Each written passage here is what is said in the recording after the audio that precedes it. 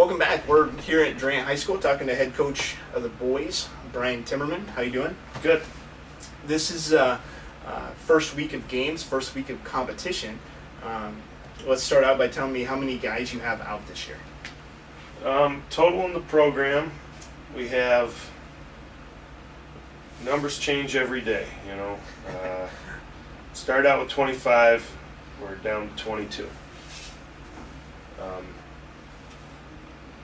With JV kid off the team, and then I had a couple seniors quit on Tuesday before we played Tipton. We're going to have discussions and talk about that, but that's where we're at right now. How many other guys are returning from that?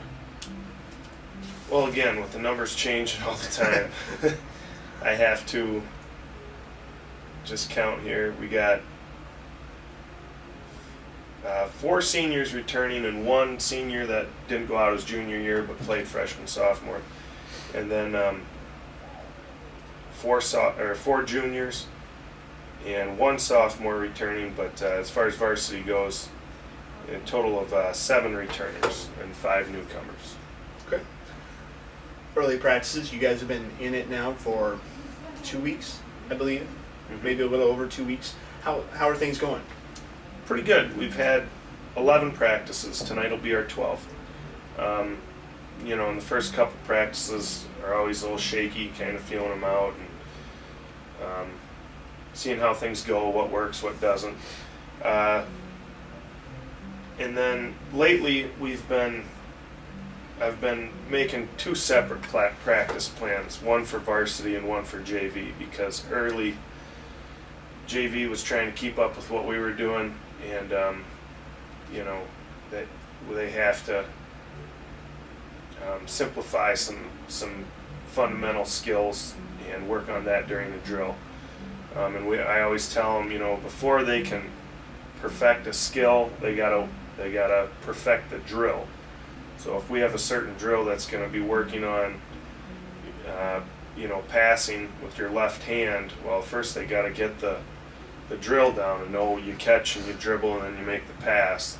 And then once they get the drill down, then they can actually start working on the skill, because they know where they're supposed to go and when you switch lines and things like that. So. Well, no one benefits per se if they can't run the drill, right? Right. That's not the goal. The goal is to learn, improve skills. Mm-hmm. I know you guys work a lot of ball handling, and I'm guessing that probably takes a while to learn some of those ins and outs. Mm-hmm. You guys have a pretty extensive ball handling. Yeah, we always do about 10 minutes ball handling, 10 minutes passing, and 10 minutes shooting. And that's about the first half hour of practice. And then from there we go defense, offense, and then we go 5-on-5 scrimmage. So have you been happy with effort and just intensity of practice? How do you judge and gauge that with conferences and with Thanksgiving? Is it hard to get into things early on or not? Well, we always try to make practice more difficult than the games. And that way the games will seem a little bit easier for us. But it's always difficult to simulate the pressure of a full court press that we're going to face. I thought, Tipton did a nice job in their full court press, and I saw North Cedar play a full court press against Cal Wheat on Monday, and they looked really good in it too. And it seemed to me that both teams had, it looks like the same press, but it looks like they have 3 or 4 different ways to do it.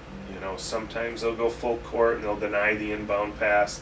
Sometimes they'll go 3/4 court, they'll let you inbound it, and then they'll trap you once you get past the free throw line. And then, people wonder, well, what do you do for the press breaker? Well, you can't run one press breaker against every press. You can't even run one press breaker all night.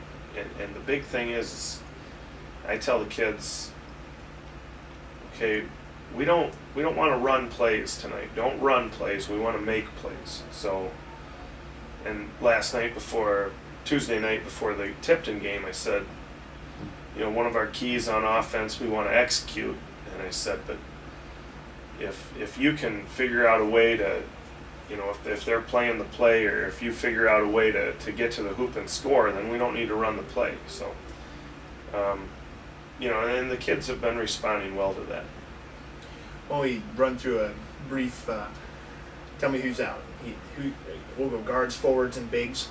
Maybe you group your forwards with your bigs, so maybe it's just guards and bigs. Who's lined up for a guard spot this year?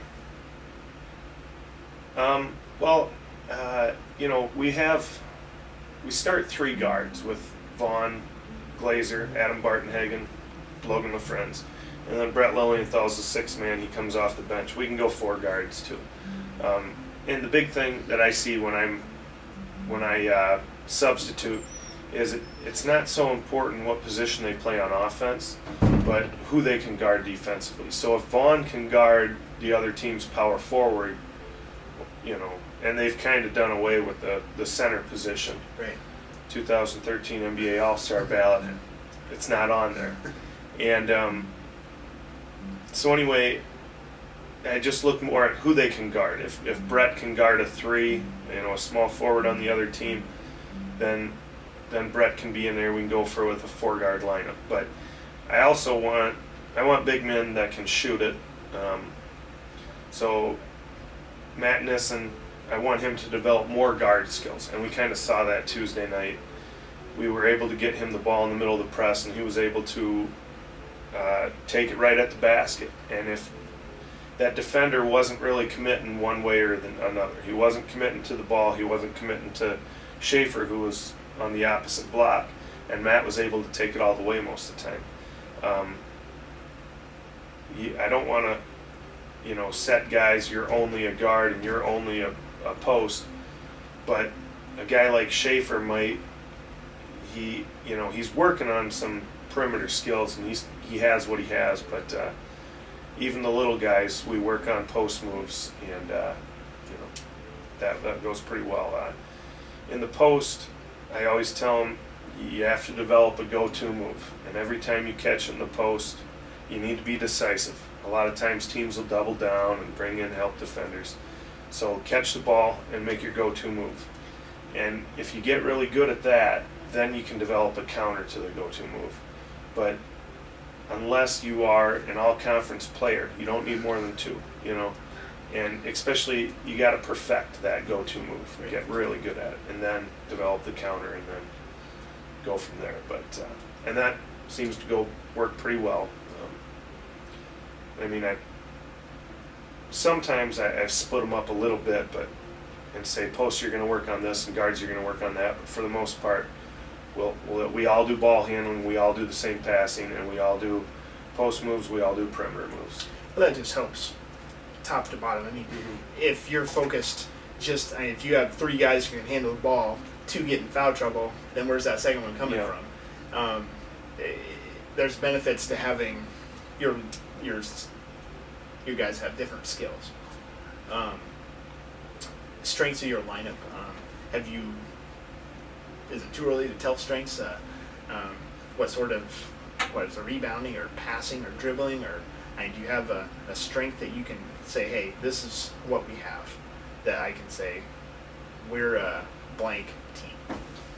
Well, I guess after one game, who knows?